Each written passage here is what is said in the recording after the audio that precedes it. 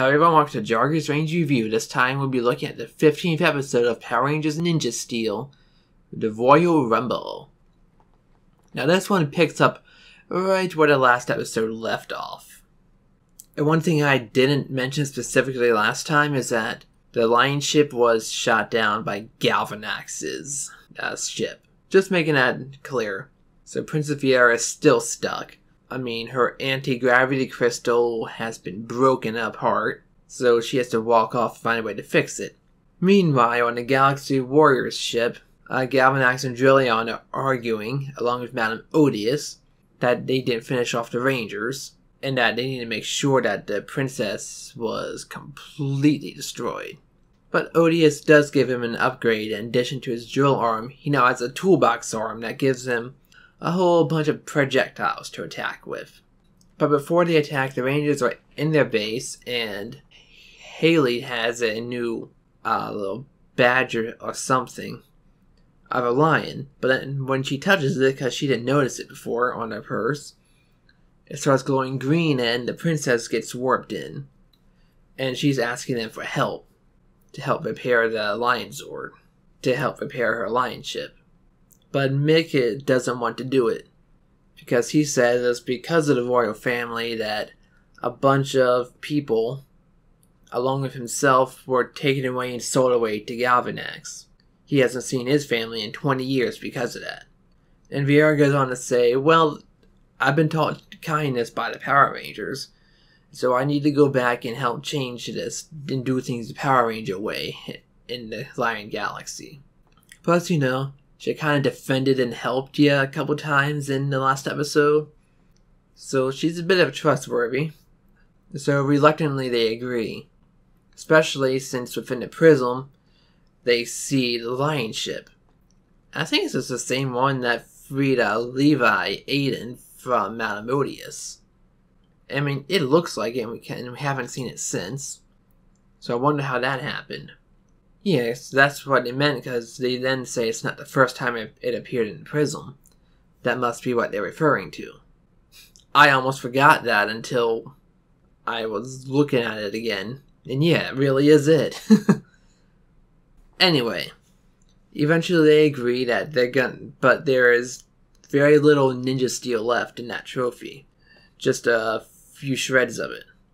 So they're gonna try and make it work. And then Drillion attacks the forested area where her ship is.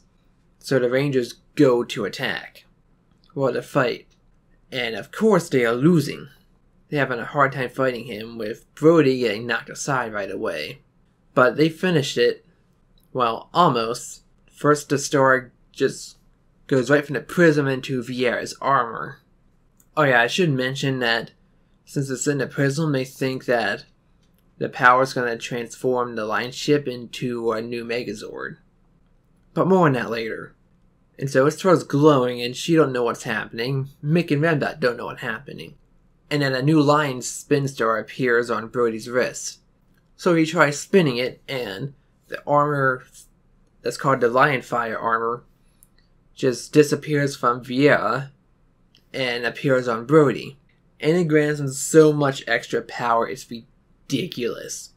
He doesn't even need to use his sword. I mean, he just starts punching Drillion, who they could barely scratch before, and it's hurting him big time. I mean, it's even causing impacts to carve into the mountains nearby. He's able to just punch him and goes straight through a solid wall of rock. It's amazing. I mean, all the aliens are booing him, but I thought that was really cool to see. And so to make sure he is able to finish him off, the other Rangers use their ninja abilities to trap Drillion in chains. And Brody does destroy his toolbox arm. And then he uses a new finishing move for it, which, combining the Lion Star with his ninja sword, it just becomes this huge blade of flames that's extremely long. And he just swings it and it just it completely slices through Drillion and it destroys him. That was incredible to see. And for the first time, instead of Cosmo Royale, who is that host, gigantifying, instead it's a Kudabot that makes him big.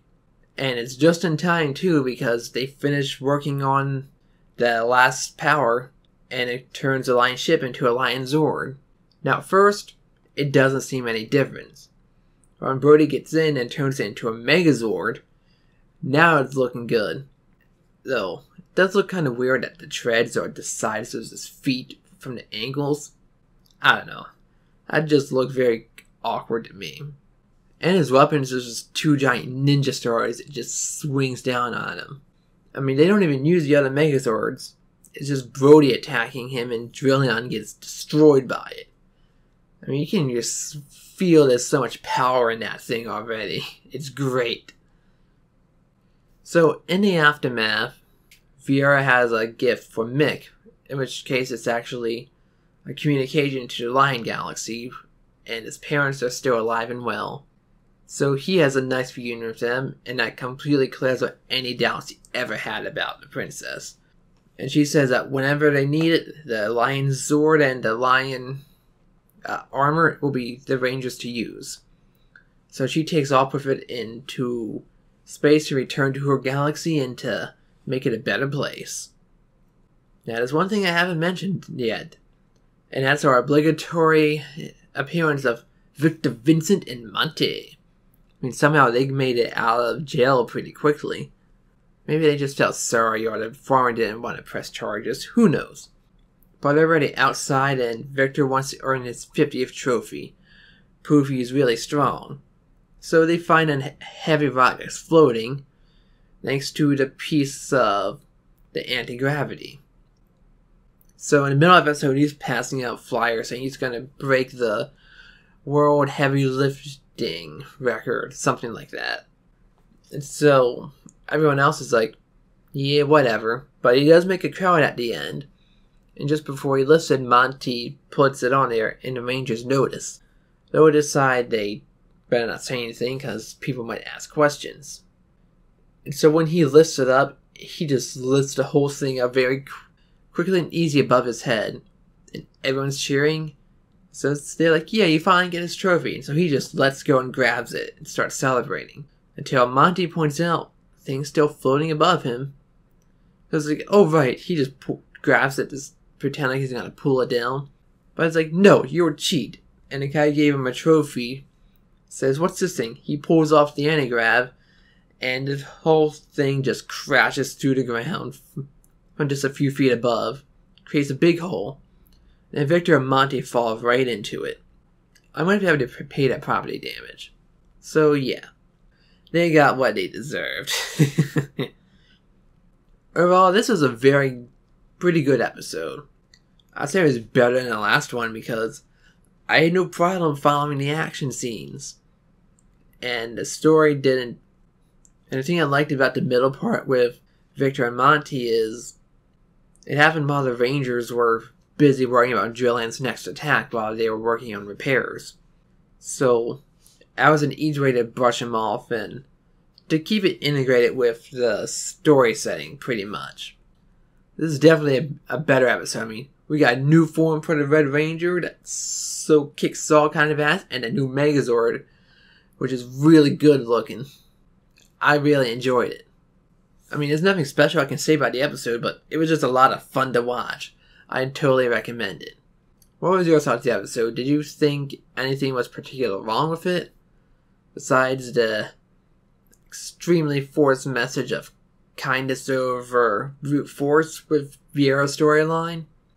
Tell me in the comments section below. And until the next episode, I'm Jargus Ranger, and thanks for watching. Let the power protect you.